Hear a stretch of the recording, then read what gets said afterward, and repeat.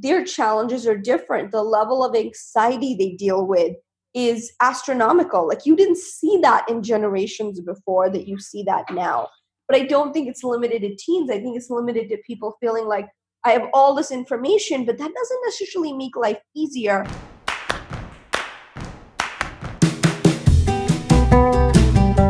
Hey, Brian Miller here, and welcome back to One New Person, the show where we take a closer look at chance encounters to remind ourselves that every interaction is meaningful and every person we meet is important. Today's guest is Shama Hyder, a trailblazing entrepreneur and CEO of Zen Media, a digital marketing and PR firm. Shama is one of the most sought-after keynote speakers in the world, the author of 2 best-selling books, The Zen of Social Media Marketing, and Momentum. She was included on 30 Under 30 lists by Forbes and Inc.com, and has been recognized 3 years in a row by LinkedIn as one of their top voices in marketing.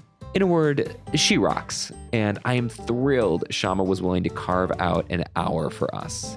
We discussed how to avoid getting overwhelmed by the constantly evolving digital landscape, what's changed for consumers since the dawn of social media, and how a professional chance encounter led to personal fulfillment. So please enjoy this sensational conversation with the Zen Master of Marketing herself, Shama Hyder. Okay, Shama, thank you so much for being here today. I really, really do appreciate it. Thanks for having me, Brian. Glad to be here. So you've been called the Zen Master of Marketing, which is maybe my favorite title I think I've ever seen anyone have. What is that, and what does that mean to you? Well, I think the way it was used was, of course, as an honorific. I think what it means to me is slightly different in terms of, my goal has always been to try to make marketing and branding easier and more accessible for brands and individuals in the digital age. And I feel like that's doable when you sort of go with the flow of the way, social media and these platforms are structured. Like you really use them the way they're meant to be, then it really can be more or less a Zen experience, right? I think it's sort of when you fight it or when you're really trying to overlay old models on top of something new where you start to have issues. Old models on top of something new. Can you expand on that a little bit? Sure. That's when people use, for example, someone has been doing advertising, traditional advertising, and says, well, great, there's Facebook. Let's do the same thing there. And then they're just blasting out the messages like they have on billboards or television, not realizing it's a completely different platform. And it's not a, it's not a traditional medium, but they're still using sort of the traditional rules. Yeah, I really appreciate that you brought up right away the distinction between advertising and marketing. I've been thinking a lot about that recently, and I've heard folks talking about that. Maybe you can break that down for us in your point of view. It seems like advertising and marketing were the same thing or very, very close for a long time, and then the digital age just completely separated those two. Yeah, it's funny because there's definitely overlap. I think to me, advertising is part of marketing. Marketing is, a much bigger kind of, to me, sort of the catch-all or the ecosystem. And when you look at advertising or organic or, you look at earned media, paid media, owned, shared, all of these things, all of these are essentially part of that same marketing bubble. I think the mistake is to think that, all of it is paid media is marketing when you have earned, owned, shared, right? You have so many different ways now to connect with your audience. Yeah, there are a lot of different ways to connect with an audience. And before we really get into the heavy marketing stuff, is it okay if I back up for a second? I'd love to get a little bit more of your background before we really get into the nitty gritty here. So you wear a lot of hats. I have heard you say this on many occasions, and I'm a big fan of hats. And I got to ask you, which hat are you wearing most lately? Oh boy, so that is always a tough question because I feel like so many of my hats are simultaneous hats, if you will, really, literally on top of one another. I'd say, the thing that I've spent the last decade really focused on more than anything else has been CEO and running my own company, running Zen Media, which I feel like all the other hats kind of get stacked around or on top of. So, when I'm keynoting, when I'm speaking somewhere, that comes directly from working in the trenches and what are we learning from our clients and what are we seeing and what's working in the industry. And then if I'm writing a book, then that is also direct extension of what are people asking, what are they hungry for, what am I creating that people are interested in. So all of it comes down for me to the same thing of creating this sort of content, creating value. I've often called myself sort of chief value officer because I think of it as three cohorts. My internal team, making sure they're taken care of and that they're in a place where they can do their best work. Our clients, obviously, without whom we really wouldn't be anywhere. It's sort of the bread and butter of everything, right? It's where we learn our lessons. It's where I'm able to distill and share, and it's this great sort of cycle that occurs. And then this broader audience that's sort of grown over the last decade as well, of people and individuals all over the world who are curious about what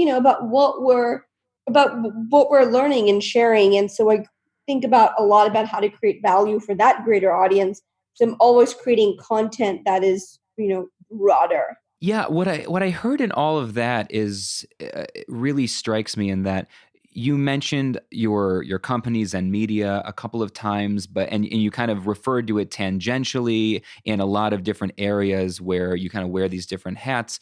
And I've been thinking so much about personal brands lately. Everybody has a different opinion on personal branding, whether it's good, whether it's bad, how much should we be investing in it? And you've got what, 30 people working for you, a team?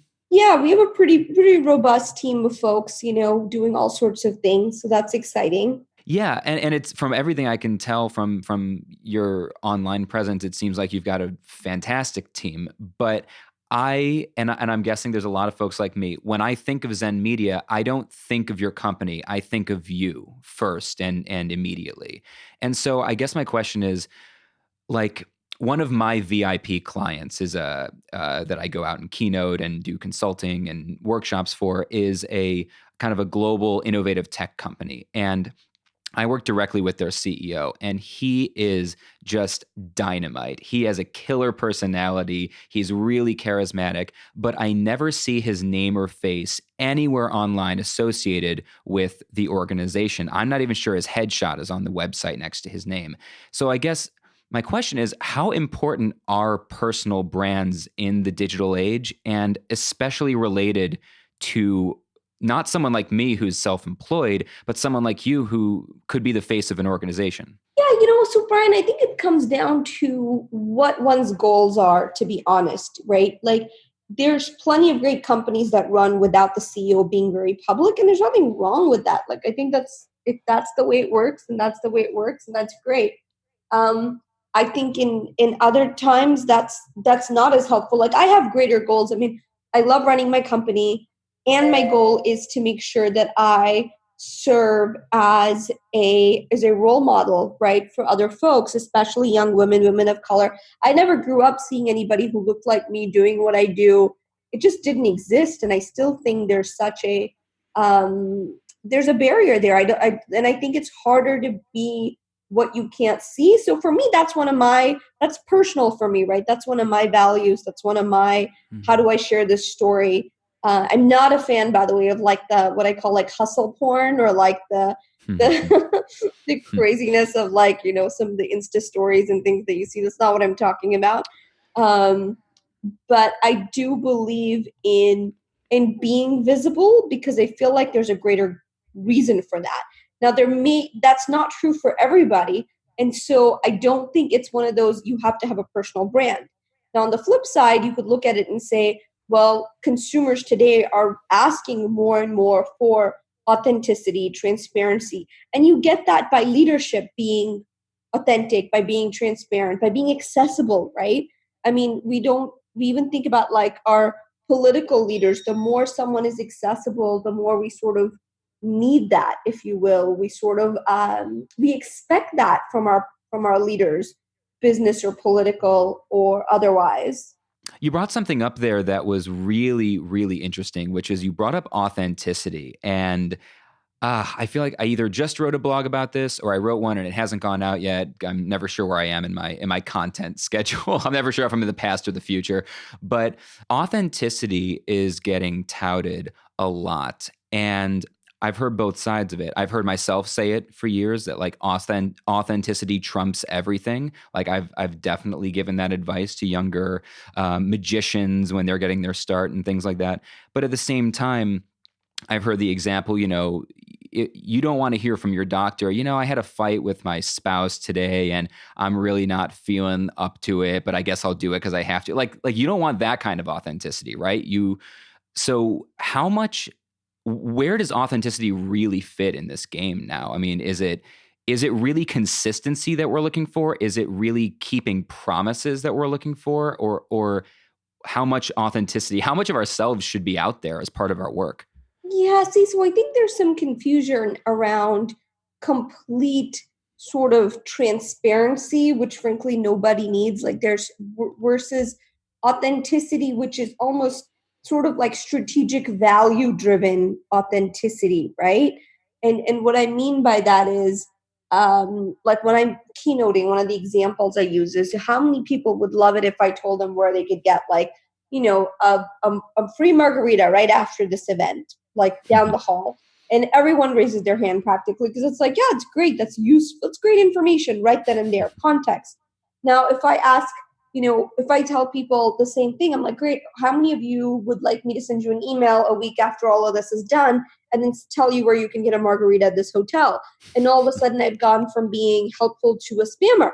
So I think that's a great example. context is so important. So, it's funny because as public, I guess, of a persona as I have with my company and what I share, I'm actually a very private person. So in some ways that would seem like a dichotomy, like, oh, how are you doing this if you don't actually share with people or whatnot? But the point isn't to overshare my life. The point isn't to be an open book. I think you as an individual get to decide where that line is and what works for you. I think it's much, and for me, like I don't think that people want that, like every little bit of someone's life. I mean, there might be instances where that makes sense, but I think much more important is context. And if when I read a really good book and I share that, I feel like my audience finds that valuable. It's within context. Is it transparent in terms of here's what I'm reading? Of course, but it's more selective in not in terms of what do I have to hide, but more in terms of what do I showcase that would also benefit my audience. And I think that's they think it's like all me or all audience. And really it's kind of that intersection of what does your audience really want? What are they hungry for? Not just everything I love under the sun. So it's like very rare for me to share like what I'm eating or where I'm at, because as much as I love food, I don't feel like that's something that people, like my audience, necessarily looks to me for top of mind. You know what I mean? Yeah, actually, something my wife Lindsay said to me last night when she shared one of my posts that she was doing the proud wife thing. I had a big accomplishment yesterday, and she shared it. She said, "I don't know if anybody saw it. I think I haven't posted on social media in 3 months." She said, "So I can't imagine anyone's paying attention." She goes, "But every time I go to post something, I ask myself before I post it, would I care if I saw someone else post this?" She goes, and the answer is almost always no. And so I just don't post things. Now, she isn't a brand. She works in community mental health. She's a therapist. And so she doesn't have a social media presence for a brand or anything like that. But I think you're hitting on something very, very similar, which is, as a representative of my brand, whether that's for you, a company, for me, it's my business as a speaker, formerly as a magician. You have to ask yourself, put it through that filter. Would the people who have enrolled to hear from me care about this post? Is that basically it? Yeah, that I think that question is so important. People don't ask that often, which is, is this worth sharing? And what's the goal? Like, why am I sharing this? I just don't think that gets asked as often as it should be. You've written 2 books on the subject. Now, am I incorrect? Are there more? No, Zen of Social Media Okay. Marketing, which is in its 4th edition, and Momentum. That's right. So you've got these 2 books on the subject. I want to talk about momentum a lot, but I have to at least back up and go. Zen is in the title of your first book and your company. Why? Goes back to this principle of I feel like marketing doesn't have to be a struggle, right? Like just the other day, I was doing this live webinar or Facebook Live, I should say, for the American Photography Association. I was talking to a bunch of photographers, and I was doing this live session on Instagram and sort of this deep dive on what makes Instagram work and whatnot for these photographers. And, it's just funny because funny is not like haha funny, but just how pervasive that sense of overwhelm is, because you have these photographers and they were just like, man, every time I feel like I figure something out, something new comes along. Or like, do you have advice for someone who's feeling that overwhelm? yeah, I think you go back to sort of the basics, like what are your goals? And if something aligns with your goals that helps you get there, like a strategy or tactic, then you do that. What you don't do is get overwhelmed and say, oh, there's so many tools, but you don't have to use all of them, right? Again, like you mentioned that one CEO who's, you are a fan of and does great work, but is not necessarily public. And that's a choice that he or she gets to make. And that's totally okay if that is in alignment with their customers, their company, and their goals. Now, you might have someone else who says, I really want to be able to grow sort of my brand, and I'd like to be on a board one day, or I want to run for office, or whatever someone's goals might be. Or, our customers expect a certain level of, accessibility and awareness to the C-suite. Then that's a different equation. So I think rather than getting overwhelmed, it's much easier, better to step back and say, what am I trying to accomplish? And then do that. Let's back up a little bit to kind of like where we got here, or how we got here, because you wrote your master's thesis on Twitter, right? Yes, when it had about, I don't know, like 2,000 users. 2,000 users. That's bananas. That was what, 2008, something like that? That was 2008, 2009. Oh my Almost goodness. oh 07, I guess, if you think about like the original inception of it all. Yeah, well, because I was just thinking, I got on Facebook in 2006, 2007. That was my first Facebook account. And I remember you still needed a .edu address to Yeah. do it. And then Twitter didn't come out until a little bit later. Yeah. So in all that time, what has changed for Twitter? What's changed for social media? Because like 10 years didn't used to be such a big amount of change in terms of the culture, the zeitgeist, but it feels like we've gone through like, I don't know, like at least 1 or 2 revolutions just in the last 10 years. Like it's gone so far, so fast. What are you seeing as like the big changes since you wrote that thesis?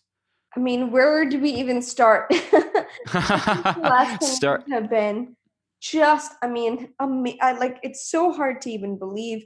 And again, it's funny because when I keynote, I set the stage for people and I tell them, 10 years ago, like the iPhone had just come out.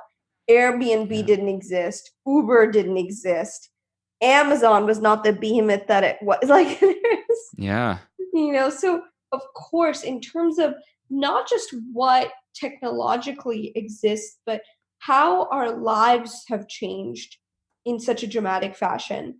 Like, you think about when you go somewhere, you don't just think, I'll get in my car, you'll take a bus or a train, you think, oh, I could Uber there.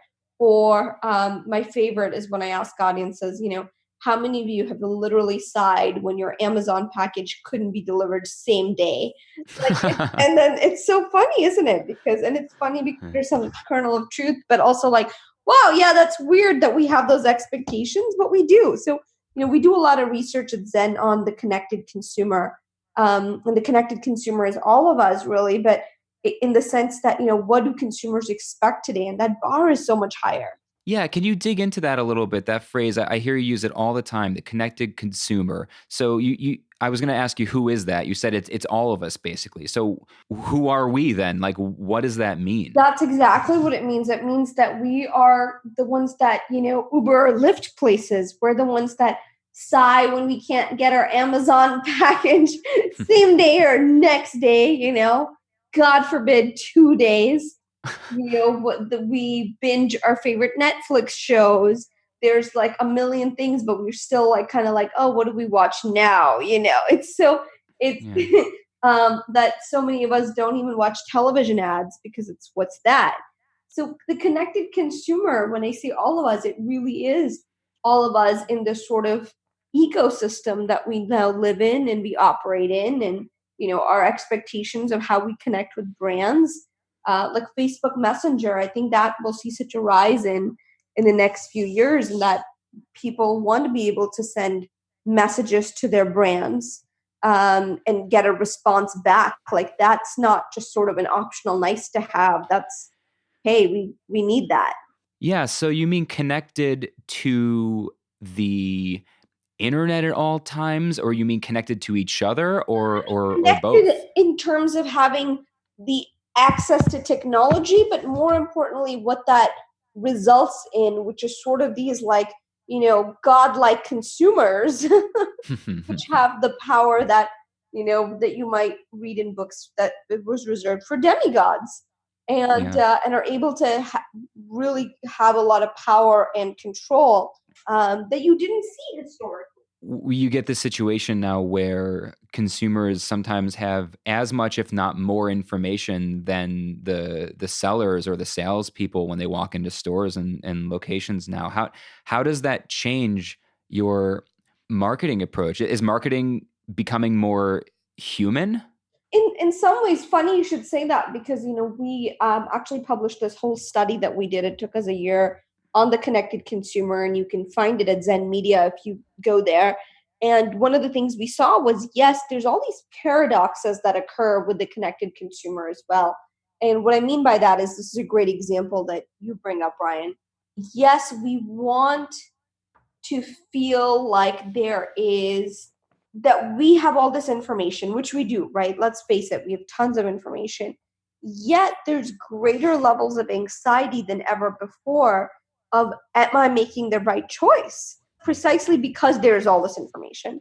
So it's funny because if you understand that, then you know that a brand's job isn't just done at the point of consideration or post consideration. It continues, that ideally continues to give consumers the confidence that they've made the right decision, right? So generally it'd be like, oh, you get them to buy, great, done. Hopefully they'll buy again, or whatever loyalty program kicks in. But now when like, if you just look at the data and you find that such a huge number of consumers, especially in like beauty products or things like that, do searches for products after they buy them. So that is such a great opportunity that some brands may not even consider. It's like, you already bought it. Well, why are you doing that? Well, because there's such a high level of anxiety of, did they make the right choice? Like, did they buy the right formula or the diaper, or, the right shoe? Like, whatever it is, did they make the right choice? That's so funny. You're right. I definitely do that. I definitely buy stuff and then keep looking into the same product and competing products. And the back of my mind, especially if I'm buying from Amazon, is, well, if it turns out I made the wrong one, I can probably return this and mostly get my money back and just do something else. And like it does my favorite phrase is option paralysis. We just have so many options. We just get frozen, staring at them. And I think that anxiety is really, really crucial. I hadn't actually considered it like that.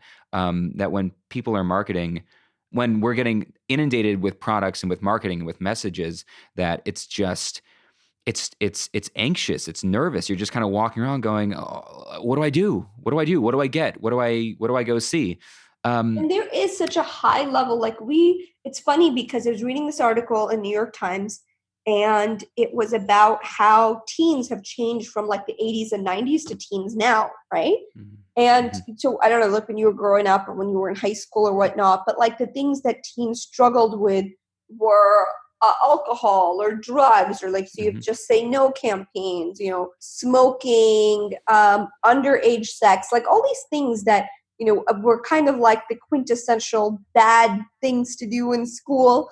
Yeah. Now they looked at teens and they said, well, all the stuff is down. Teens aren't drinking as much. They're not really into smoking. They're not having a lot of, just like underage sex. They're smarter about all these things. But what has gone up is their challenges are different. The level of anxiety they deal with is astronomical. Like, you didn't see that in generations before that you see that now. But I don't think it's limited to teens. I think it's limited to people feeling like, I have all this information, but that doesn't necessarily make life easier. Now, of course, as a marketer, I'm like, great opportunity for brands, right? Right. Because even if you've lost, quote unquote, lost a customer to a competitor, you've not really lost them. Like, that sales cycle no longer looks like the way it used to look. It's not a funnel. It's much more circular. Well, you're hitting on something here that's really, really, really near and dear to me, because it's right in the heart of the work that I do. And there was a study last year from Cigna. I don't know if you read it, but I think you'd be really interested, on the loneliness epidemic in America. And those are their words, not mine. Cigna, the health, global health service organization. They did a massive study, 20,000 American adults, Generation Z all the way up to the greatest generation, and found across the board that loneliness has now reached epidemic levels. It is actually so detrimental to our mental and physical well-being that it has the same impact on mortality as smoking 15 cigarettes per day. Loneliness is now effectively as dangerous as obesity in terms of a health risk. Like, this isn't just a thing motivational speakers talk about anymore. Like, this is a real problem. And it's a problem, like you said, not just for Gen Z or millennials, but across all the generations. And so I want to steer from that kind of right into the core topic of this podcast, which is all about human connection, chance encounters, and lasting impact. Do you have a story for us about someone that you met randomly to some degree that had a big impact on you, or you on them, either personally or professionally? Yeah, so I thought about this question, Brian, because you sent it to me prior to us doing this, to say, have a good one for my audience. So I thought, Yes, please. and of course, there's chance encounters every day, right? You run into people at airports, or things happen. Like, there's definitely that serendipitous, I think, quality to life, which makes life so interesting. But I thought, for the story that you asked specifically for, I would share how I met my husband, which was definitely very serendipitous and kind of a whirlwind romance. And we're both entrepreneurs, and we so we met at this entrepreneur retreat. We were snowmobiling together. It was and the funny thing is, I wasn't gonna go because generally, like, I have like we all do, right? There's so much going on that I was just thinking, okay, well, if I'm not traveling for speaking and it's not meeting a client, then do I really want to add this to my travel schedule, which is, already pretty heavy? So unless it's like, do I want to do this? And I remember even like the weekend before, I was like, oh, do I know I said yes. And honestly, it was the fear of some of my close friends who I thought, they're going to be really upset if I back out now. Like, they're going to be like, I can't believe you would bail. So it was really funny because it's those things where you almost didn't do it, Yeah. And so, so I went and ended up meeting Patrick, and we started, we hit it off really well. And, found we had a lot in common. We started dating, even though it was long distance. And then, I don't know, like 6 months later, he asked me to marry him. And wow. And a little year plus, we're expecting our first. It's so exciting! Congratulations! Yeah, thank you. So it's one of those things where we often joke and we're like, man, what if we just never? And we found out that we had crossed paths many times, but like ship sailing in the night, like, oh, we were at that same conference, but we just, Oh, no kidding. or we have all these, mutual friends, or so it's like, when you connect with someone on Facebook, it's like you have 30 mutual friends. You're like, how did I never know? How did I not Yeah. know this? And so, yeah, I like, that's the way we met. And, we both of us often think like, man, what would have happened if we'd never gone to that trip and never done that? What does Patrick do? He's an entrepreneur as well. What does he do? He is actually in the e-commerce side of things. So, well, I'm in the service business. He's in a purely product business. They're in the identification business. So I guess they do a lot of like security. If you use a badge at work, chances are you use one of their products. His company's called Specialist ID. So they do, like if you go to the airport, it's fun because we like to see how many people have their badge holders, on their arms and stuff, and we look for the logos. So what's funny about that is I was having a conversation recently with someone saying, I've always been in a service, whether it was as a magician, now as a speaker and consultant and all this. There's like no tangible proof of my work in the world until I wrote a book. And like now there's actually tangible proof. But like for you, it must feel very similar apart from your books. There's like, you can't go point at your work. It's stuff that transforms people and their organizations. And it must be so exciting for Patrick and for you guys as a little game to actually be able to point at stuff that he's put into the world. Oh, for sure. Yeah, no, you're right. That's a good point. Yeah, it's funny because his business revolves so much around inventory and the product, and for us, like I consider myself a knowledge worker, right? It's more about what we know and what we're sharing and what me and my team, like what our expertise is. But yeah, it's always really cool. To some degree that's changed in the last 2-3 years for us when we started doing more like experiential build outs and things like that in conjunction with what we do for our clients. And that's been really cool to be able to point and say, oh, look, that's us, like there is definitely, and you're right, like if writing a book or having something that makes sometimes the not so tangible a little more tangible is a pretty cool thing. And it's funny, I never gave that too much thought until you just mentioned it, Brian. I'm curious, have the two of you now having this personal life but also professional life that overlaps, and I'm kind of curious, he's in product, you're in service for the most part.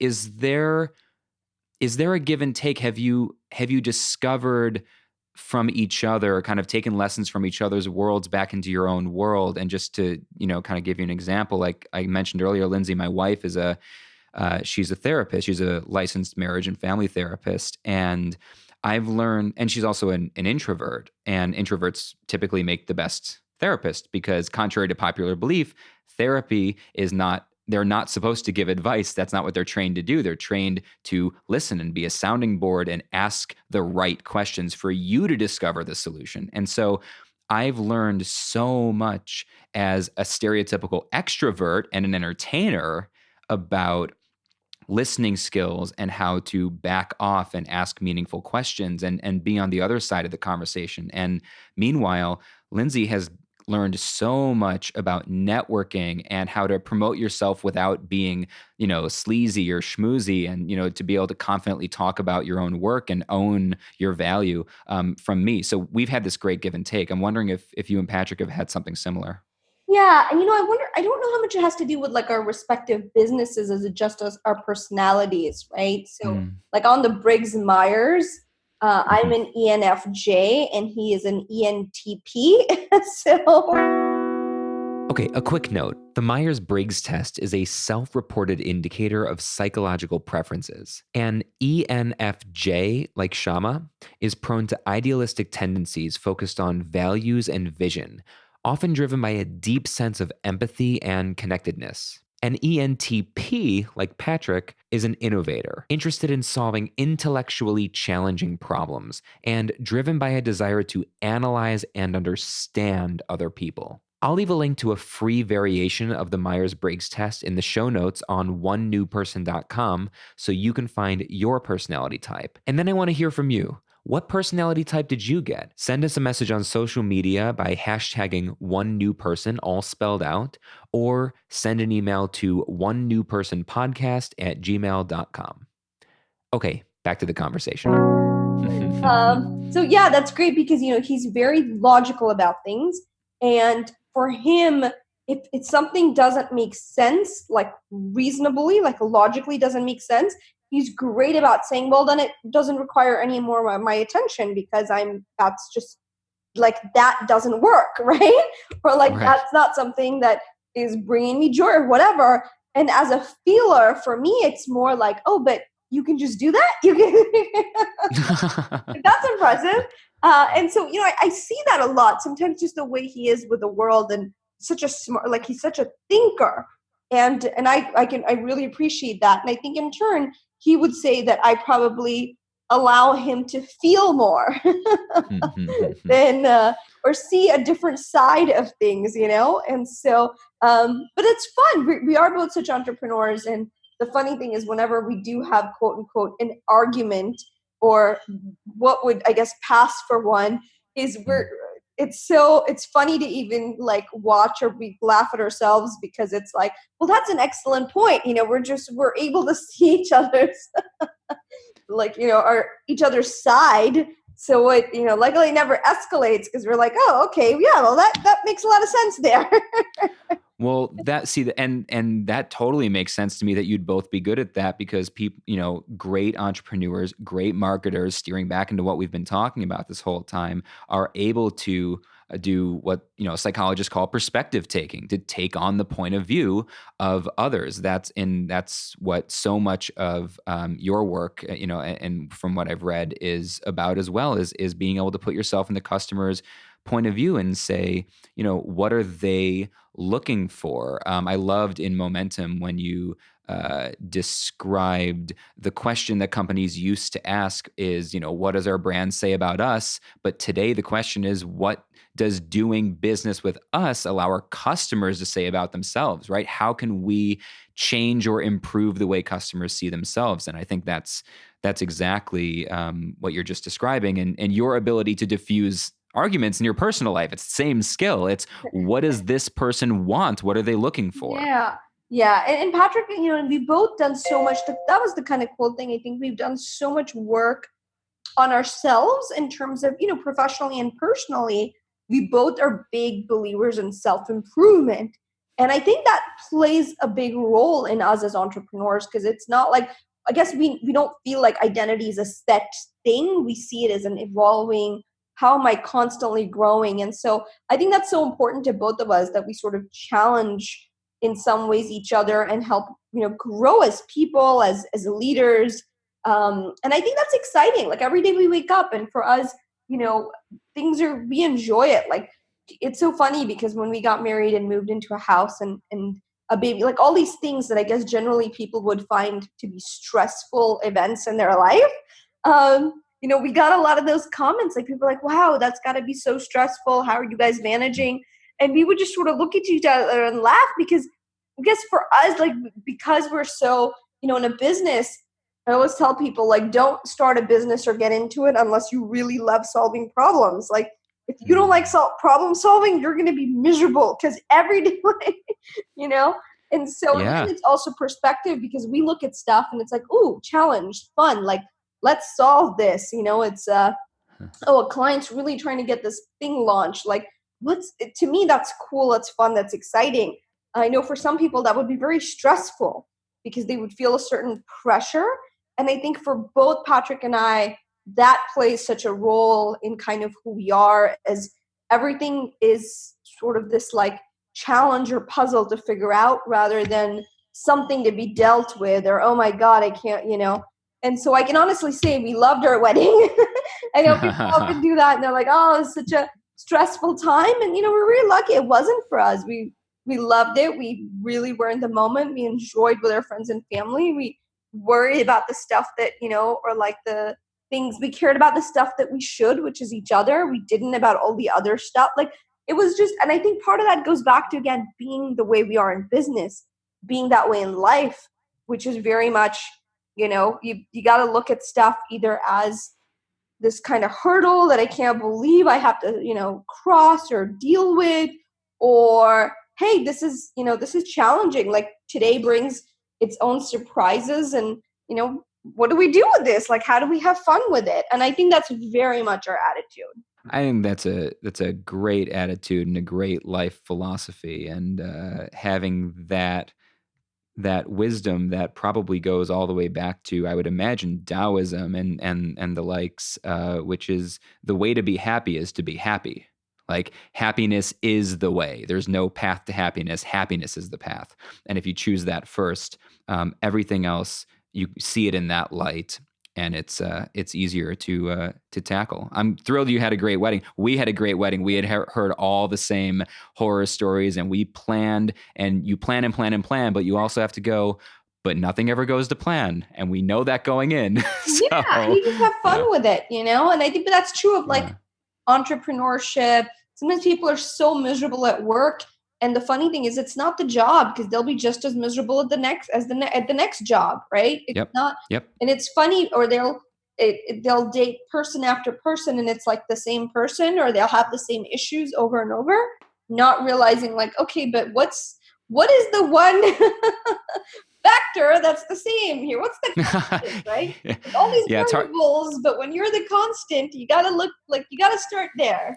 It's a hard thing to do. Look inwards and discover that, though, isn't it? I had a moment when I was in the first couple of years of my career where I had that moment and realized, oh, I'm the problem. All right, but then once you realize, oh, I'm the problem, then you can fix it, because sometimes solving problems isn't even as important as finding what the problems are. Absolutely, yeah. It's not. You're right. I mean, it's not even about beating yourself up, because looking back, I mean, I made tons of mistakes in both professionally, personally, things I wish I'd done differently, but who hasn't? But I think what's more important is to move forward and say, and I love that about, again, these are things that, you asked, what do I learn from Patrick? Like you learn, okay, well, I learned, I did the best I could. Then what was it that I learned? And if I learned something, then it wasn't a waste of an experience, and you move on. And I think that moving on part is so hard for some people.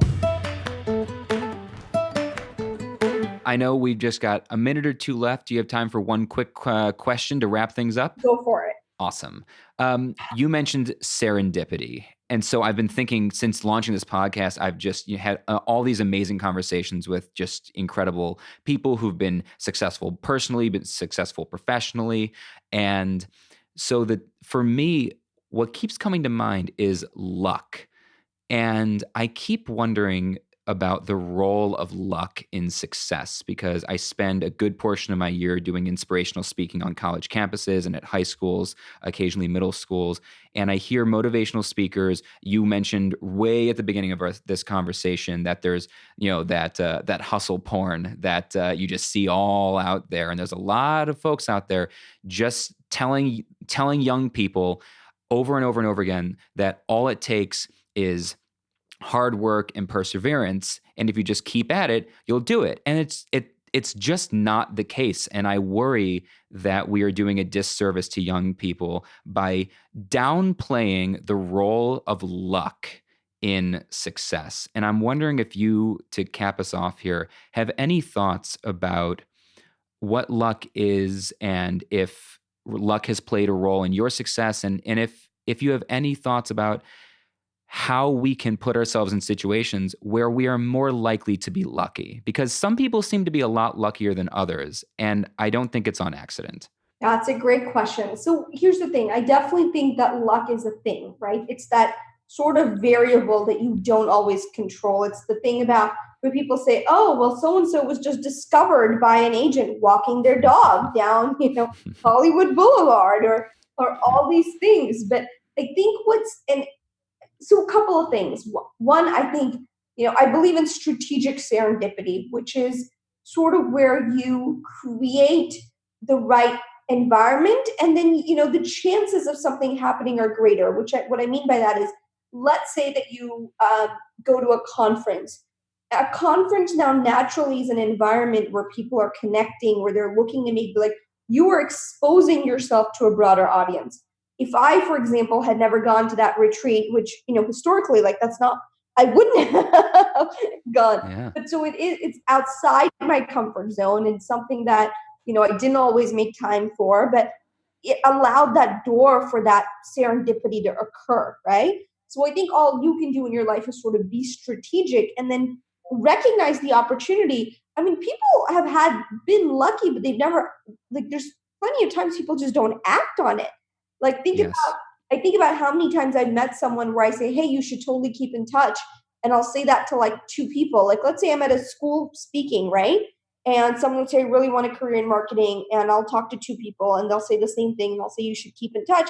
And one of them will. And one of them will end up working for me because they did keep in touch and they took the advantage of the opportunity. And then someone else who I'll never hear from again.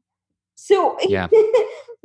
I Yeah. think that way you also have to be able to act on the opportunity. I don't think there's a lot of room to get disheartened. I think you keep doing things, but I also think it's important to find, so like if you take the best people at what they're best at, like the world's most amazing basketball player or someone who's amazing at soccer, whatever, or who's great at business, and then you put them in something else that's not what they're great at, they're going to suck. But that doesn't mean they suck as a person or they're not lucky. They're just not in the right field. So I think part of it is discovery and figuring out, hey, what do I excel at? What am I willing to work hard at every single day that won't feel like work to me? That's a great answer, and I think we're definitely going to close out on that. Before we say goodbye, where would you like our folks to go find you, to connect with you, to get the most out of what you're putting into the world? Yeah, I'd love to connect. Social, pick your poison. You got Twitter, Facebook, LinkedIn. Obviously, zenmedia.com, where we talked a lot about the connected consumer and those resources. There's a bunch of great information there. And then, of course, you can find more about me if you'd like at shamahyder.com. Fantastic. And maybe if you get a chance, you can send me a link to one or two of those articles and I'll put them in the show notes and make sure that people can find them directly. And I will just say that where you and I connected for the first time and where this, relationship started was on LinkedIn. You are all over LinkedIn and you are amazing on LinkedIn. I'm very, very jealous of how good you are at LinkedIn. So some other time we'll have to have a private conversation where I ask you how to be better at my LinkedIn. Before you get annoyed that the Amazon package you ordered an hour ago hasn't arrived yet, here are a few takeaways from this episode. First, there are a million tools available to get your message out online, but you don't have to use them all. Find one or two that work for you and leave the rest behind. Social media needs to work for you, not against you. Second, find personal and professional success by committing to continual self-improvement. Be honest with yourself about your flaws and work to make them better. Your partner, friends, family, and colleagues will thank you, and you'll be doing your future self a huge favor. And finally, the world's best basketball player might suck at tennis. That doesn't make them a worse basketball player. Find your strengths and lean into them. And for that matter, make sure the people on your team and in your life are in a position to make the most of their abilities. Then everybody wins. Head to zenmedia.com to learn more about her company. Follow Shama anywhere on social media, including @Shama, SHAMA, on Twitter. I highly recommend following her on LinkedIn, and all of these links, including extra materials and bonus resources, will be in the show notes on onenewperson.com. And by the way, I really appreciate your continued support of this show, and if you're new here, welcome. I've never asked this before, but if you find value in this podcast and it's not too much trouble, we'd really appreciate a quick rating on iTunes. Send this or any episode to folks you think would benefit, and feel free to tag us on social media by using the hashtag #OneNewPerson, all spelled out. I'm Brian Miller, this is One New Person, and we'll see you next time.